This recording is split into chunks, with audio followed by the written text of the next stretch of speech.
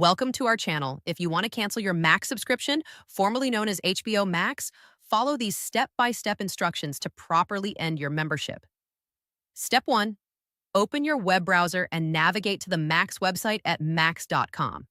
Click Sign in the top right corner and log in with your account credentials. Step 2. After logging in, click on your profile icon in the top right corner and select Account or Subscription from the drop-down menu. Step 3. On the account settings page, locate the subscription or billing section where your current plan details are displayed. Step 4. Look for the option labeled Cancel Subscription or Manage Subscription and click on it to access cancellation options. Step 5. Max may present you with alternative options such as pausing your subscription or switching to a cheaper plan. Review these offers if interested or proceed with cancellation. Step 6. Click Cancel Subscription to confirm your decision. Max may ask you to provide a reason for canceling by selecting from a drop-down menu. Step 7.